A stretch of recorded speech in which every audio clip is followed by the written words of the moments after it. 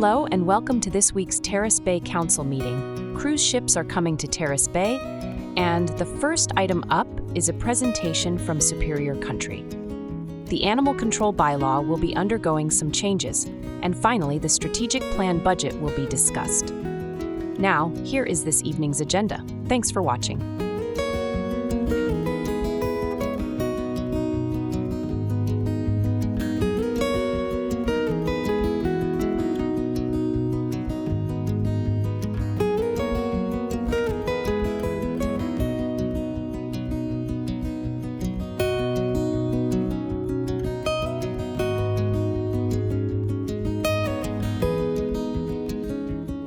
Everyone, I've reached the hour of 6:30 on Monday, June 17th, 2024. I call this meeting of the Council of the Township of Terrace Bay to order.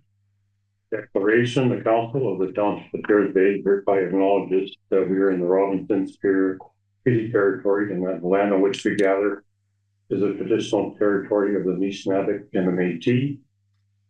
Additions, deletions, or amendments. We have a motion moved by Councillor Juno, second by Councillor Johnson, resolved that the agenda for June 17th, 2024 regular meeting of council be approved and amended as follows. Report on the Labor Action Center agreement with the Ministry of Labor, Immigration, Training and Skills Development. A, report to be added as item 7.1C under reports from administration, CEO clerk, and B, bylaw 26-2024 authorizing the signing of the transfer payment agreement to be added as 8C under bylaws.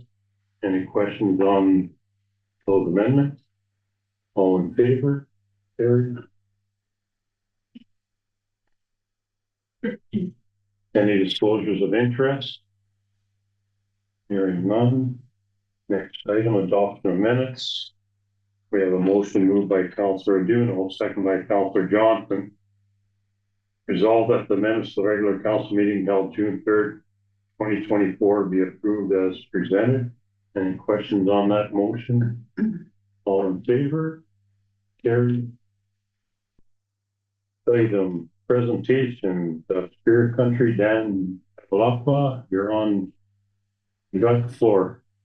Thank you for having us this evening. It's always great to visit Terrace Bay. I think I've met almost each and every one of you at some point in different conferences, but it's nice to come here. And a big thank you to Terrace Bay for all the work that we do together.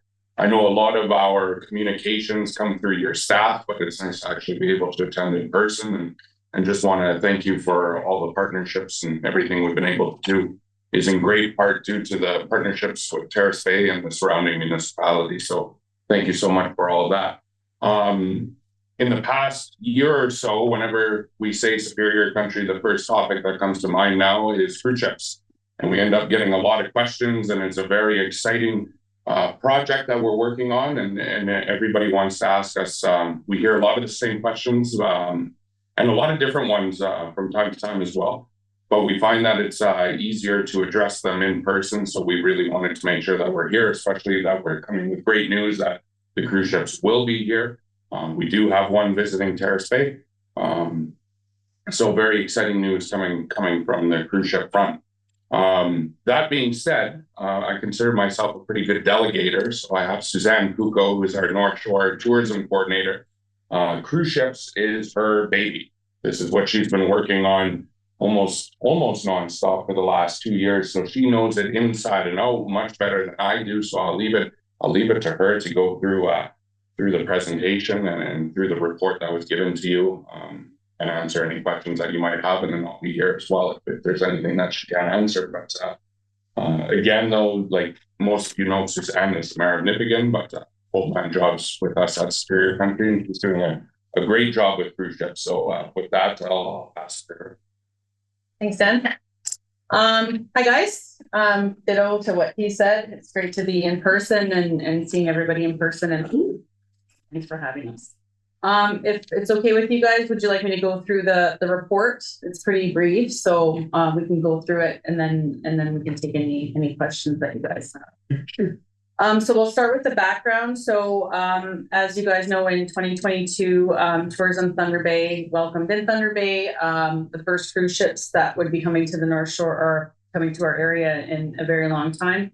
And Silver Islet also welcomed the first cruise ships ever to their harbor. So the cruising experience with Thunder Bay and Silver Islet was a positive one, thankfully. So Superior Country noticed this, and it became apparent that throughout conversations with Tourism Thunder Bay and Silver Islet that this is something that could be expanded up the North Shore east to our neck of the woods and into Terrace Bay as well.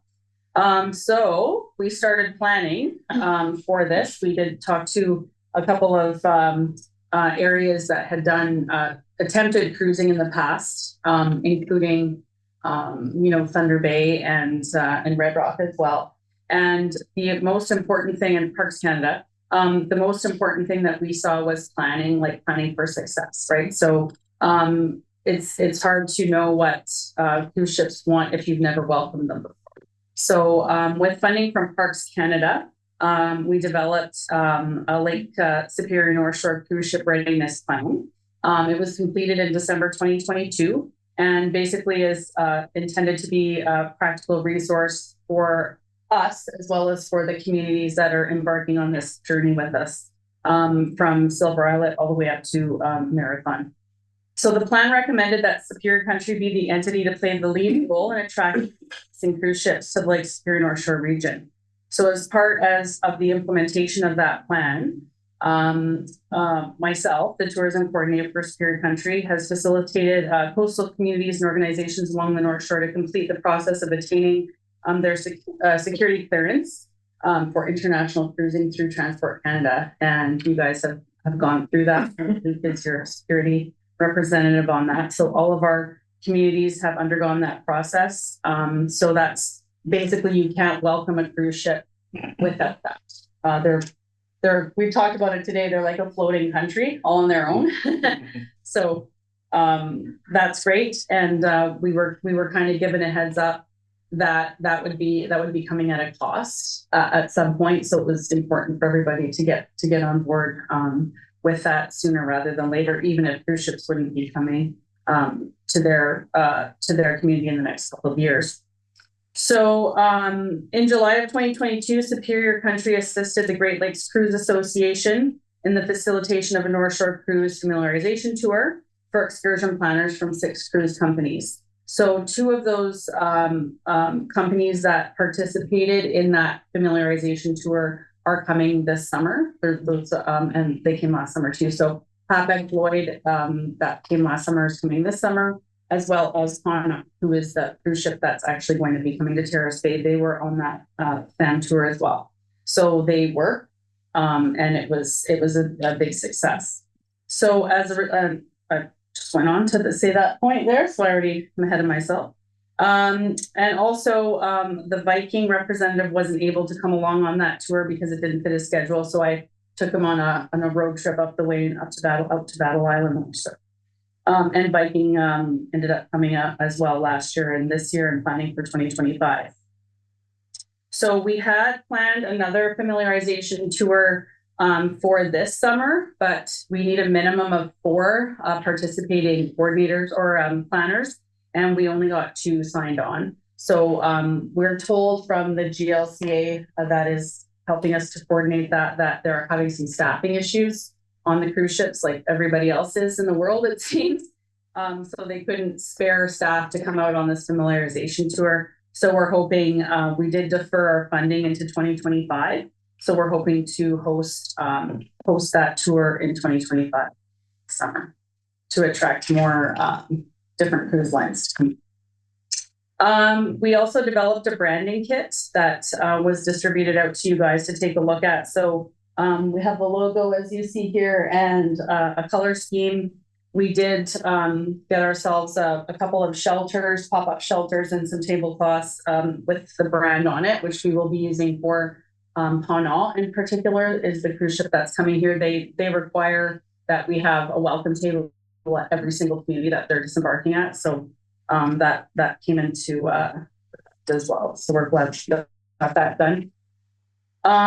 Also, we developed a booklet to help us promote the Lake Superior North Shore Inside Passage. And of course, as I said, that's from Silver Islet all the way up to Marathon. And we have it in both French and English, which has been helpful because a lot of the cruise ships are based out of Europe. And they really appreciate that we can also offer them in French as well. I did bring a printed version along, so you can have it though. Expensive to print, as you might understand. With there's like a nice thick cover here, and it's all in color. So, but I will pass it around if you guys want to take a look at it as you're listening. We have had full color copies printed, and we've had some distributed to Miami for the Sea Trade Conference, and then to the New England one in New York City, where Paul Pepe is from Tourism Thunder Bay right now. They've been a really excellent partner with us. They clearly have a larger budget than we do. Dan and I would love to go to Miami and New York City, but it's not in our budget. So they've been really great. And also Stephen Burnett from the Great Lakes Cruise Association also promotes us at these, he goes to these conferences as well. And it's a great place to sort of get to know the expedition cruise operators.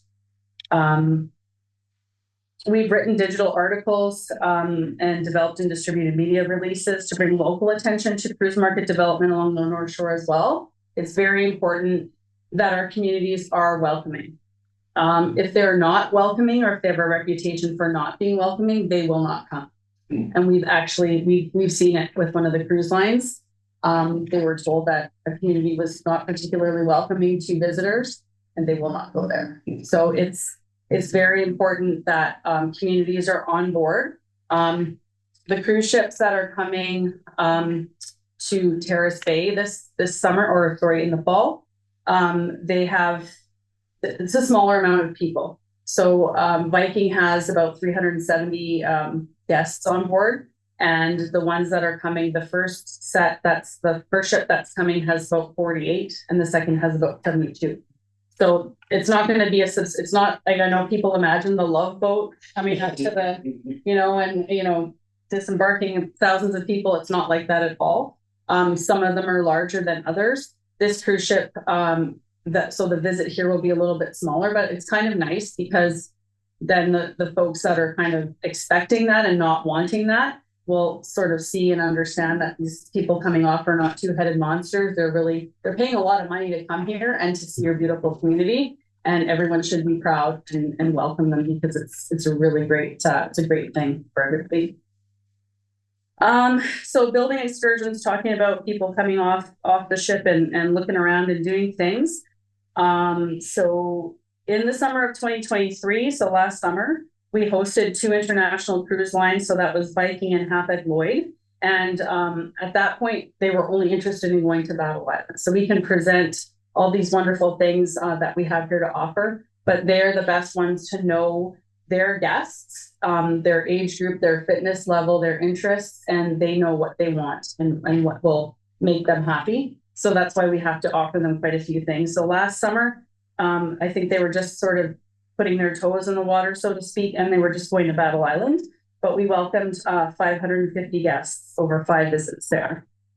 In 2024, we'll welcome 3 international cruise lines. So the same as last year, plus we're adding on Ponant, who's doing the mainland visits, including Terrace Bay. And Dan and I were just talking. So last year we had 5 visits total, and with the additional cruise lines and with all the different stops, there's over 20 stops on the island as well as on the mainland. So it's pretty exciting. So guests will disembark at Battle Island, Silver Islet, Red Rock, Rossport, and Terrace Bay. Superior Country is also booking on-ship interpretation and entertainment for 2 of the cruise lines. I just did that on June 10th for the first time. I brought, you guys may have seen in some of our posts, social media posts, that we brought Maria Phipps, who was a widow of one of the divers who passed away on the Guinilda, or not, the shipwreck, but actually diving the Guinilda, obviously. So that was a different experience for us because we're normally, having the guests come off and do things and not bringing someone on. So that was interesting, and we'll be doing something like that from Terrace Bay. They'll be welcoming a local band onto the cruise ship, we haven't secured that band yet. So if there's any bands out there, I know I have a few in mind that I'm gonna be talking to, but so there's all kinds of different opportunities for economic impact in the communities, not just people coming off, but folks getting paid to go on the cruise ship as well. And it's a pretty cool opportunity for those people too. So yeah, like we work with local entertainers, culinary operators, food outfitters, as many local people as possible, and the on-water excursion planners too. So as I said, whatever they want, that's what we make happen. There might be some something that they have, like we didn't have online or on ship entertainment in our pamphlet, but that's something that they came to us with. So we're making it happen. So industry partnerships. In 2023, Superior Country purchased a $5,000 membership with the Great Lakes Cruise Association on behalf of the North Shore of Lake Superior. So initially they had come to Dan wanting each of the communities to pay that. And we were like, that's pretty much not going to happen.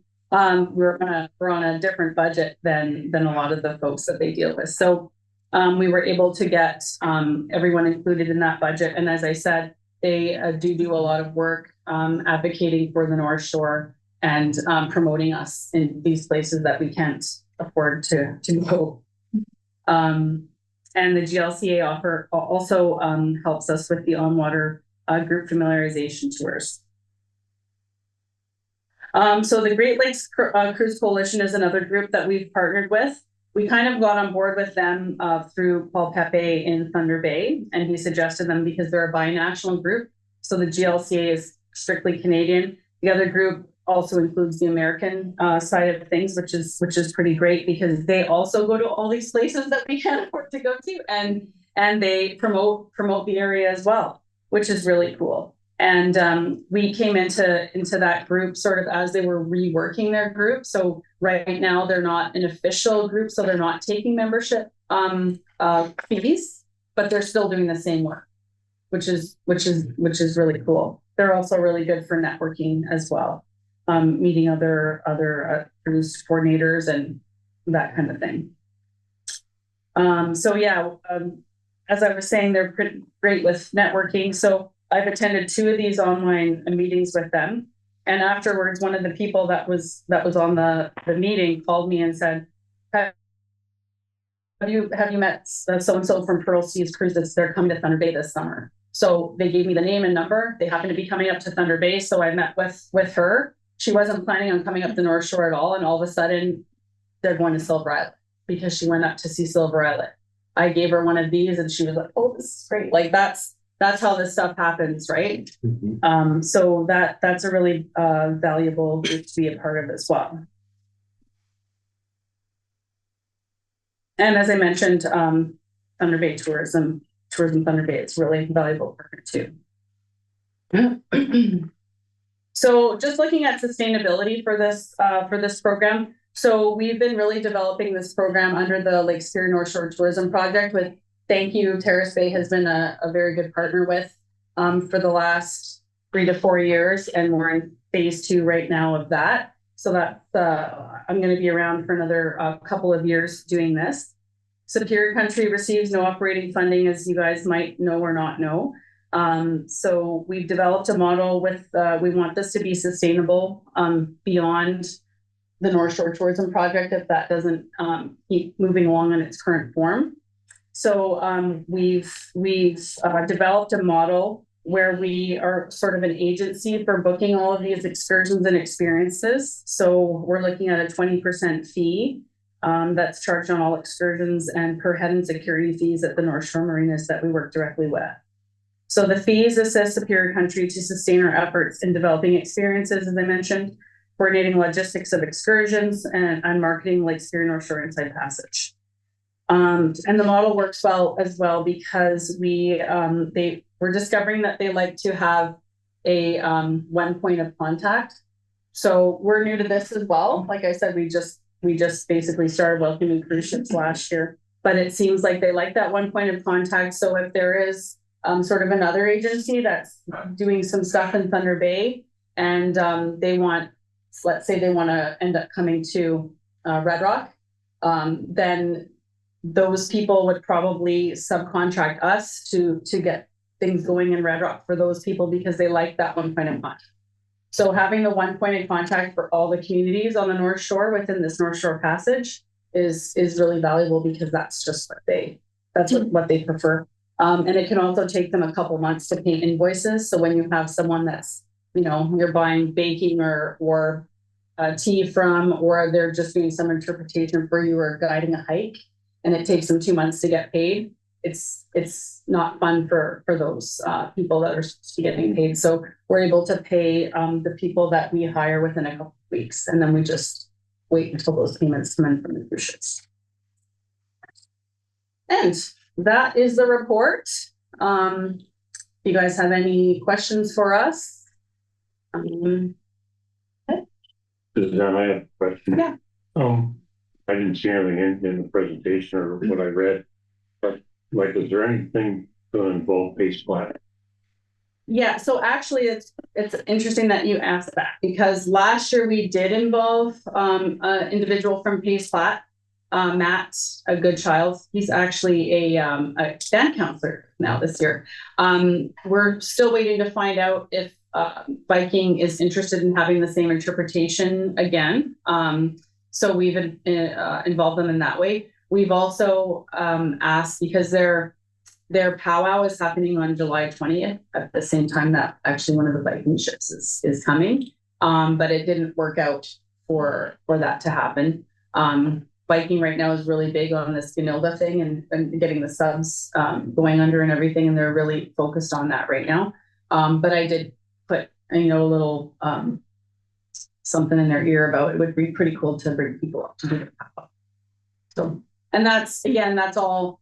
We're in touch with Pace Flat or any First Nation that we're dealing with and that kind of thing, because some of those communities, the First Nation communities, are interested in having that, and some of them are not. Some of them, it depends on the community and the powwow and how that all shakes down. So the bigger ones, I think, would be more into having outside cruise guests coming, and the others, and we can just show up with like 100 people off the cruise ship. We definitely make those plans ahead of time.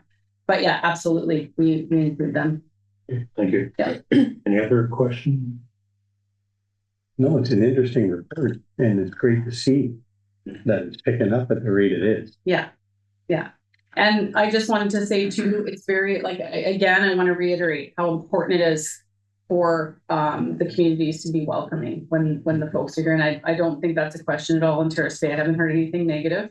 But we will be working with your staff to make sure there's information out there, the times that the cruise ships are coming in and things like that. And especially the one that's coming here is they're French speaking people.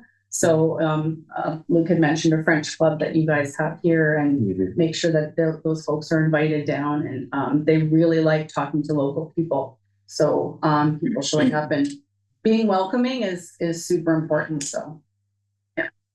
No one else? Okay. Thank you, Dan and Suzanne, for your presentation.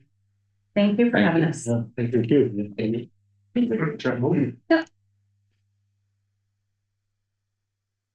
Next item, working administration, CEO, draft animal control bylaw. Thank you, Your Worship. So in mid-2023, administration was tasked with updating the animal control bylaw.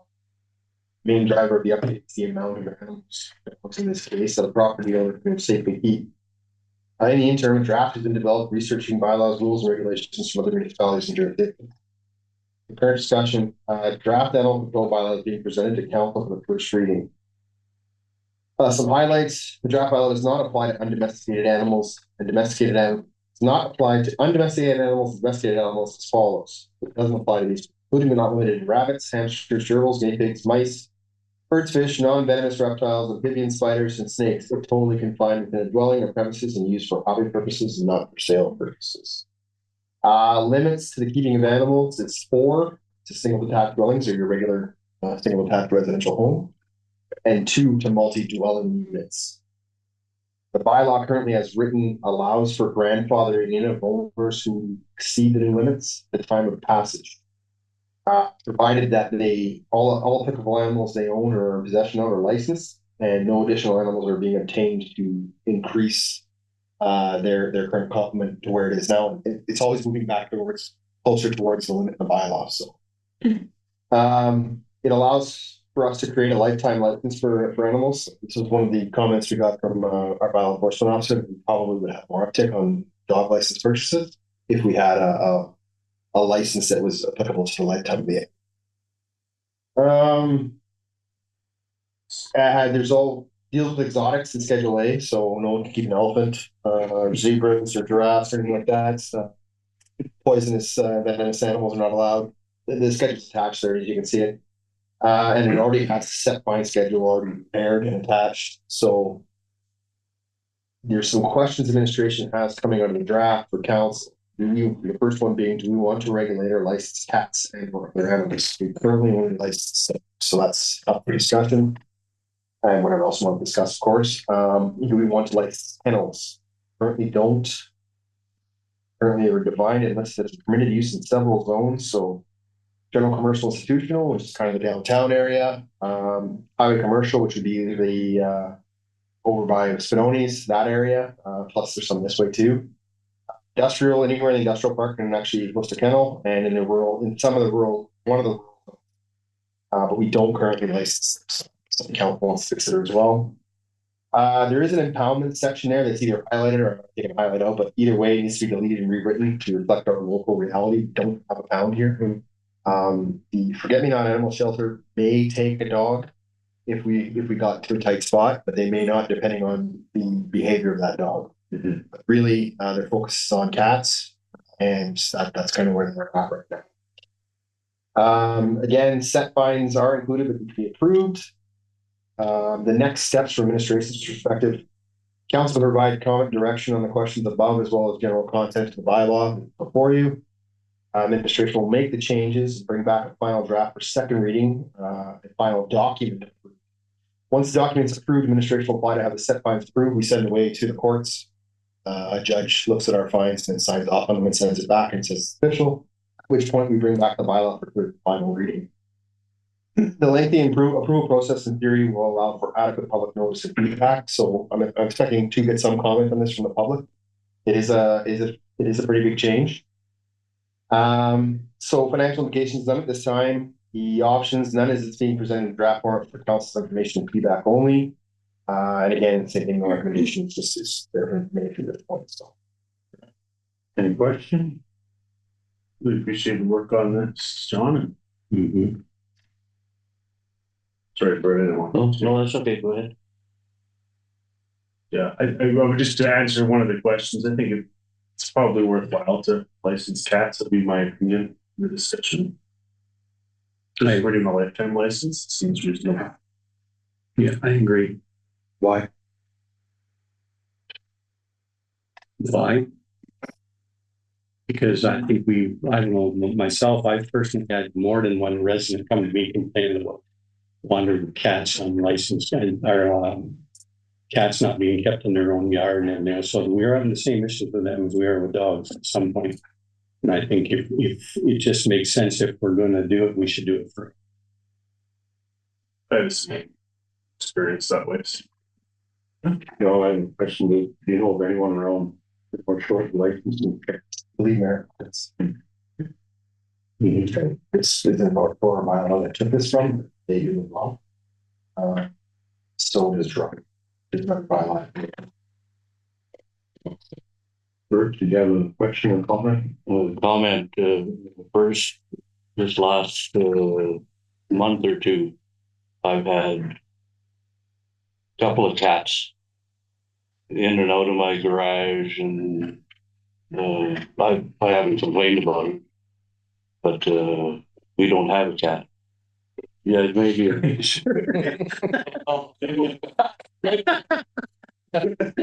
home.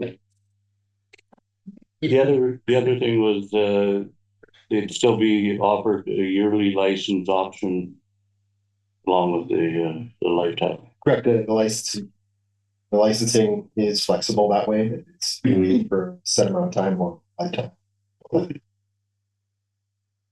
I don't know if the licensing would change any of the animals' behaviors that you guys have referenced. It's just another cost incurred to the constituents. So like my cat is licensed or not a license, it's probably still gonna be in my garden, or it's probably still in your garage. So I guess now it's not gonna deter the behavior of the owners. I don't personally think. It'd just be like, do we want to put another cost on another animal that our constituents have? That's the question I would really think about. I don't know if I'm set on one way or the other, but it's something I'm just thinking of. Another question? About, do we want a licensed kennel? We don't really have kennels in town this time, do we? Nobody's doing it, but do we want it? I kind of think it might not be a horrible idea, guys, to license kennels, because at least then you know what's being set up in your community.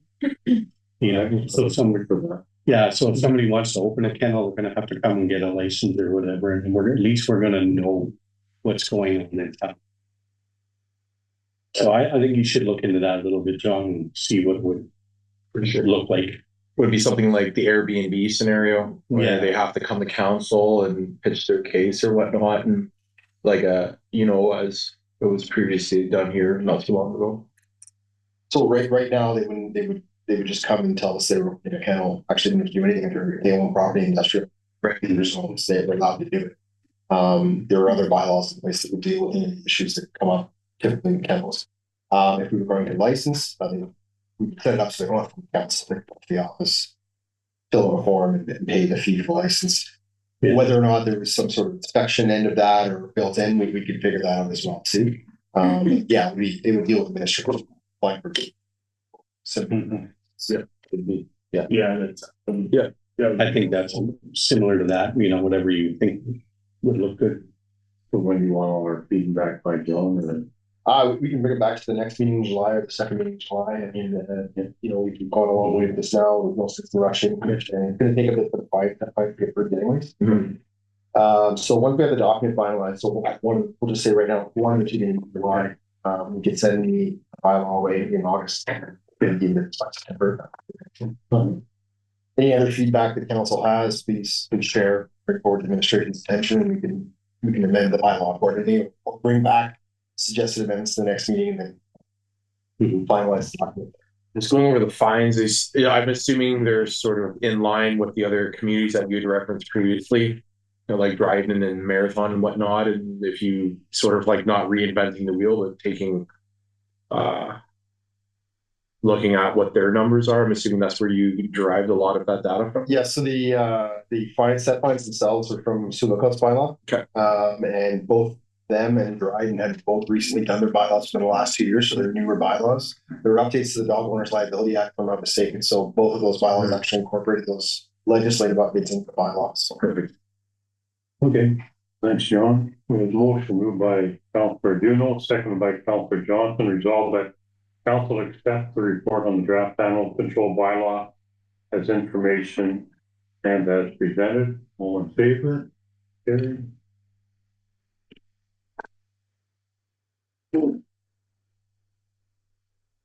Next item, agreement with Firemark Incorporated.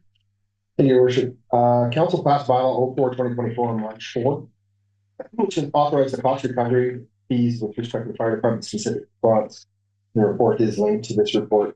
Fire Marquet or Marquee also requires the township to enter into an agency agreement in order for them to act on behalf in the collection of these same fees.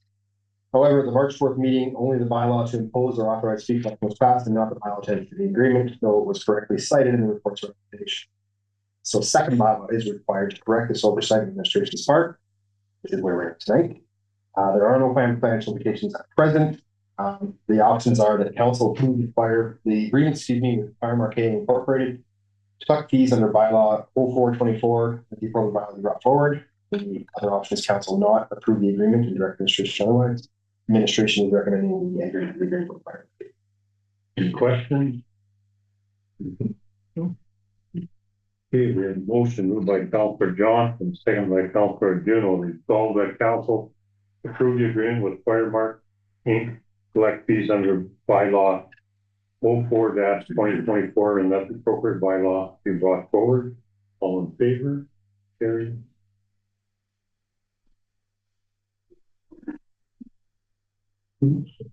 This one.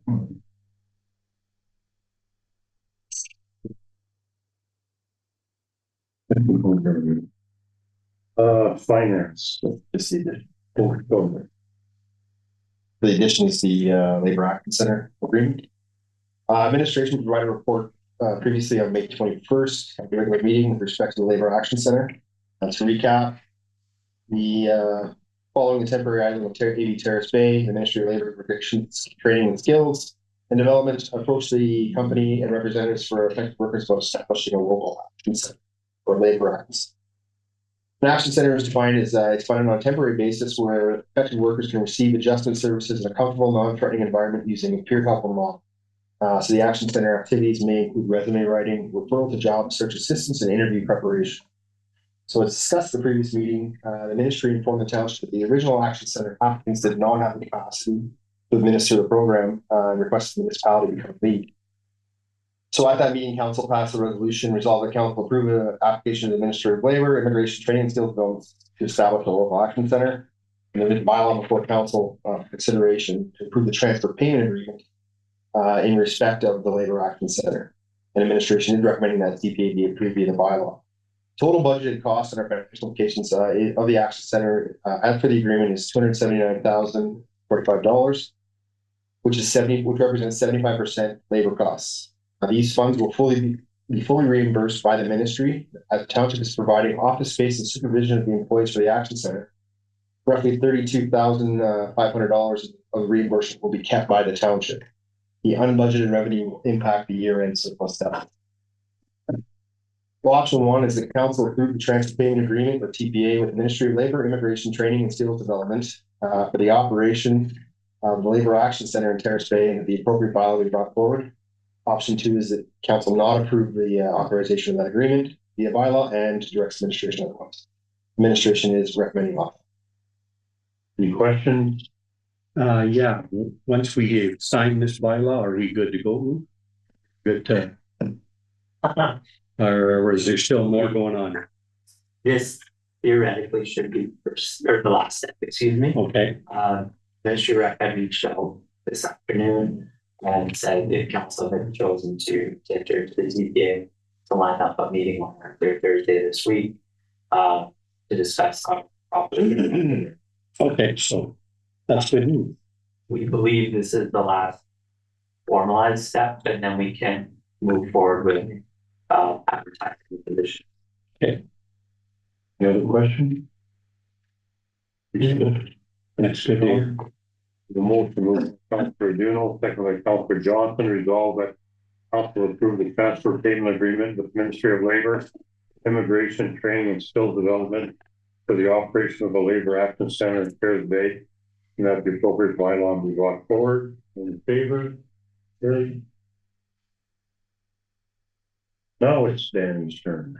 Thank you, Worship. So as of the current discussion, the financial reports are as of June 11th, 2024. Township has only recognized $50,000 unbudgeted for revenue from the Emergency Preparedness Ontario for the backup generator cultural center. Budgeted $744,000 capital revenue will come from reserve transfers, NOHFC, and North's funding. So far, $416,000 of capital work has been reported. $152,000 for the fire roof, $129,000 for the public works grad roof, and only 40 of the water treatment plant roof have been invoiced. The rest of them should be invoiced any time now as well. $59,000 of public works equipment loans have been repaid. $25,000 in engineering for the cultural center roof, 2025 repairs. $10,000 for boiler controls make up the year-to-date cost. Purchase orders have been written for the 2 trucks for the public works at a cost of $100,000. The $30,000 savings will be recognized as part of the year-end surplus deficit. Purchase orders have been written for the ice resurfacer for $152,000. This is 5% over budget, which is only $2,000 additional costs to the township. This project is 75% NOHFC funded. Purchase order has been written for Brian Header modifications exactly on the budget of $44,000. This is also part of the 75% funding. Operations year to date, the township is currently recognized 3.8 of the $7.6 million in operating revenue. 1.9 million taxes have been billed and another 1.9 to follow in September. $447,000 of OMPF funding has been received and $513,000 of water bills have been issued. $240,000 of insurance fund received from the 2021 lightning strike at the water treatment plant. Township has incurred 2.4 million of the 7.3 in operating expenses. Highlights include paving costs will be less than 50% of budgeted amount of 136,000, thus reducing the amount of CCBF funds required for 2024. A manhole lowering PO has been written, it's $4,000 less than the $20,000 budget. We received $5,000 savings in ski hill insurance due to a refund on our operational coverage. And $5,000 of unbudgeted repairs in the cultural center roof to mitigate water leaks until the 2025 repairs. Other than that, there are no other significant issues or opportunities for information only. Any questions? As a note, if anybody noticed, hasn't been any costs incurred for ambulance year to date. We missed the first quarter invoice. It'll be paid this week. Okay. Any questions? Okay, thanks, Danny. We have the motion moved by Councilor Duno, second by Councilor Johnson, resolve the council accept budget variance report as information as presented. All in favor? Carried.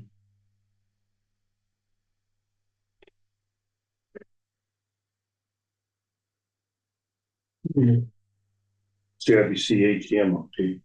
So as everybody noticed, the ATM's sitting there and has been for a while. There's miscommunication between CIBC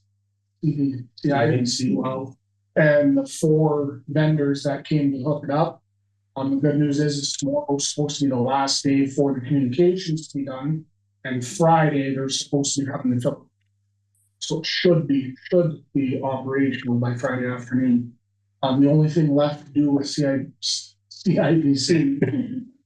is the signage.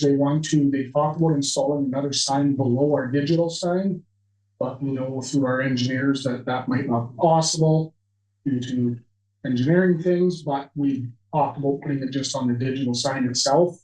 There'll also be signage within the building they'll want to install, just directing people around, but again, no cost to us. There's been minimal cost to us for this whole project, so should be up and running by Friday. Thanks, Dan. Awesome. Any questions? And that will just be available when the building's open. Correct. Yeah. If the building's open, that'll be open. When the building's obviously closed, and it's just the gym, the gate will be closed. So there's still cameras on both ends. Yeah. Yep. Thanks, Danny. Thank you. Thank you. Ryan, public work. You. Speaking about industrial, commercial, and institutional recycling collection. On July 1st, 2024, the township of Terrace Bay will be transitioning to a producer responsibility model on recycling. Major changes within this new model will see Circular Materials Ontario now funding residential recycling collection as well as depot operations. Within this change, industrial, commercial, and institutional as ICI ratepayers will not be eligible for curbside collection as per the CMO. Administration has worked with CMO as well as GFL. The contractor will be responsible for residential curbside collection and have received a firm quotation for ICI collection. This cost would be 100% covered by the township as there is no funding for ICI collection. ICI customers will still be permitted to bring their recycling to the depot. Currently, approximately 5 of the eligible ICI customers are recycling for curbside collection on any given collection day.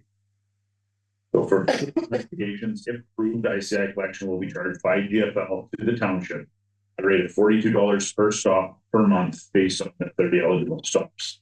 There will be an additional charge of $200 per metric ton plus fuel surcharge for the process material. This is estimated at a cost of $18,000 per year, but is very dependent. A few options here for you tonight. Option 1, the council approves the discontinuation of curbside collection for ICI recycling. Option 2, the council approve the continued collection of ICI recycling. Option 3, that council directed administration to poll ICI customers to determine whether they would be willing to pay for curbside collection. Option 4, that council directed administration to another avenue to assist ICI customers with curbside recycling collection. The recommendation is option 1. Any questions?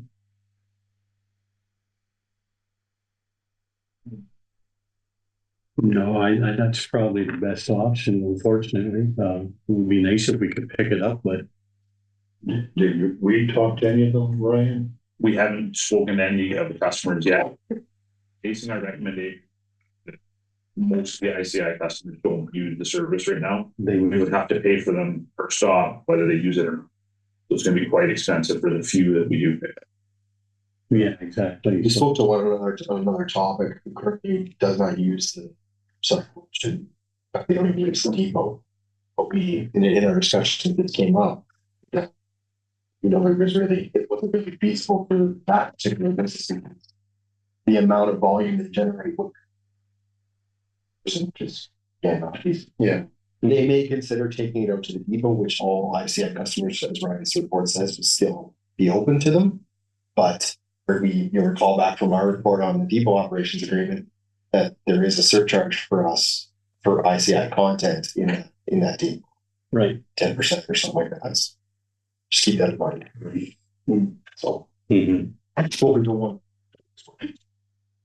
Any other questions? So if we direct them to not collect ICI, then they won't. So the 5 current people or organizations that do, they should leave it alone, I imagine, like they didn't or not kind of thing, or yeah, they won't even, yeah, we'll have to put out a communication. So once we make a decision, we will have to communicate with them. But we're not going to get charged with all this organization put it up, we picked it up. No, we would have to sign basically a separate contract with GFL, because right now GFL is going to come in July and pick up recycling to no cost to us whatsoever, right? We would have to sign a separate agreement with ICI. Okay. We're also going to be directing the businesses saying, we're not going to pick it up. If you want to pay GFL, they will pick it up.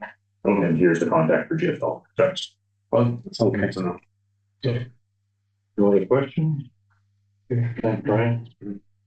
We have a motion moved by Councilor St. Louis, second by Councilor Dubé, resolve the council approve the discontinuation of curbside collection for ICI recycling. All in favor? Carried. thank you. Thank you.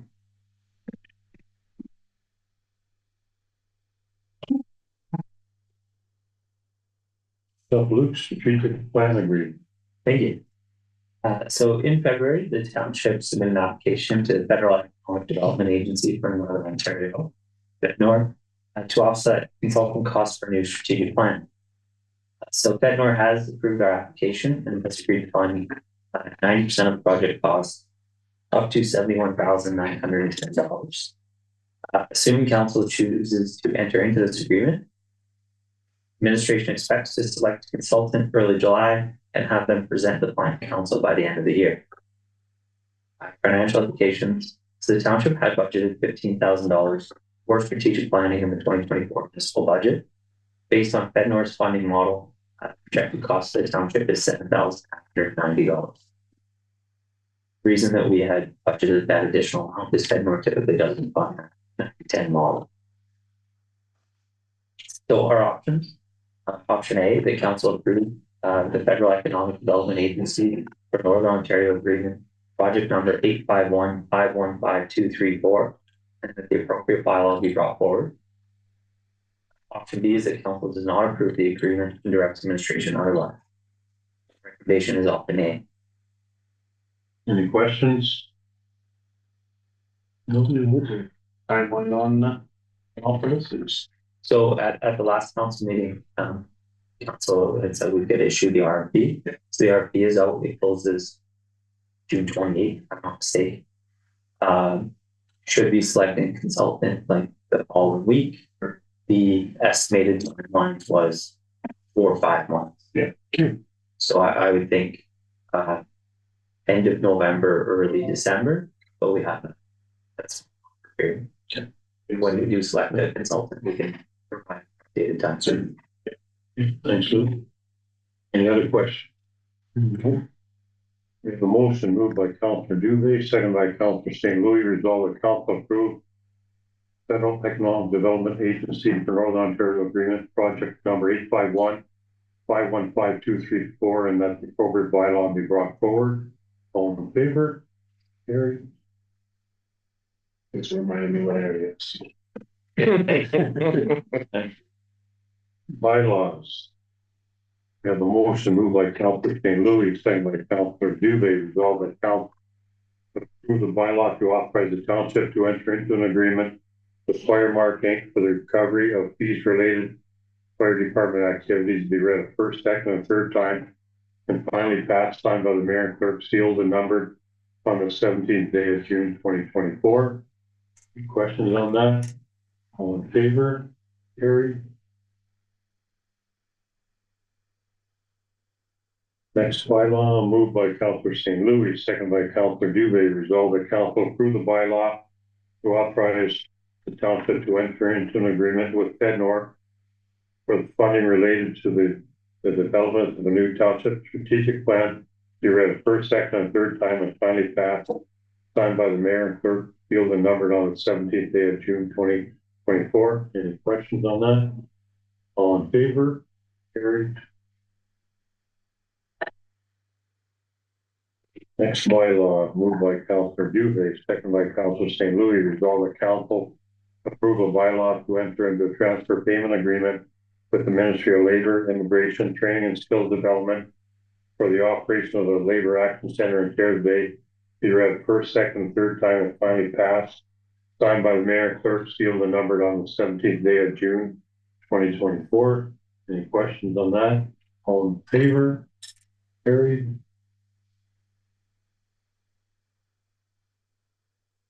And next item is other business and resolution.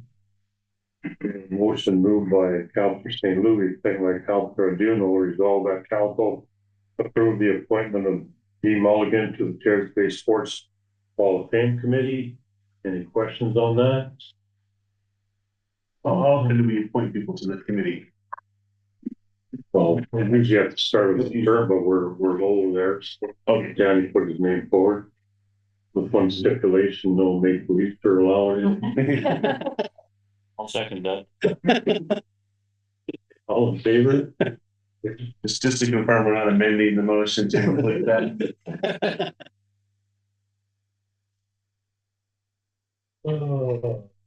Filing of the mill, AV mill. Or John, you can speak. I don't think anything. So not much has changed. I did have a very brief meeting with the steelworkers union head last week. We just chatted very briefly about the rumor that's out there. Nothing has come from that rumor, so we'll just leave that where it is. We can see. We probably will schedule a call with them because we're due. It's been a while since. But again, as we said, I'll through the entire process going along, but there's nothing to talk about really. So schedule a call. So we have we don't have approved yet the delegation, but we did have the delegation application into able to speak to Minister Smith. Beyond that, really we're kind of in the same boat. The only other thing coming out of the steelworkers was we're thinking we should get together with them on a regular basis as we do the mail. So we're going to try and set that up in the next call. John, and the next item, Environment North, with the Nuclear Free North request for resolution. We have a motion moved by Councilor St. Louis, second by Councilor Aduno, resolve the council continues to support learning more about the risks associated with potential transportation of spent nuclear fuel through the community and northwestern region as a whole, and that council reserves the right to provide its support either for or against the transportation of spent nuclear fuel through the community at a future appropriate date. Any questions on that motion?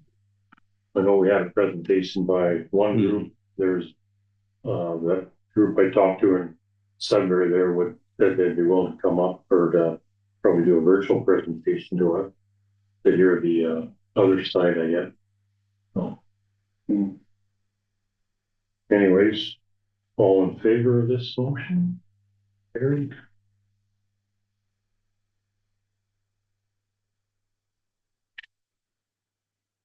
Any question period?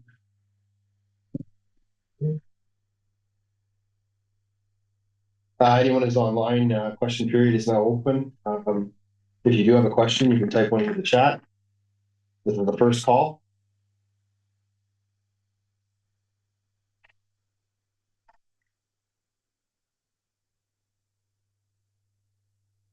Second call.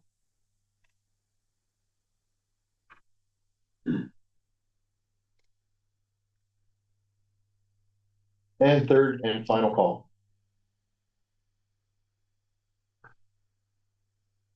Doesn't look like there's any questions online, your worship. Next one. Next, we're going into camera. We have a motion moved by Councilor Juno, second by Councilor St. Louis, resolve the council. Move the next portion of this meeting in camera to discuss minutes from a previous in-camera session held on June 3rd, 2024.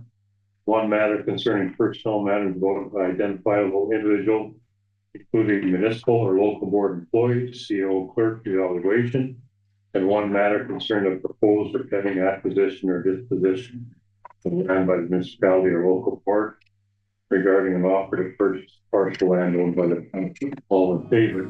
Carried.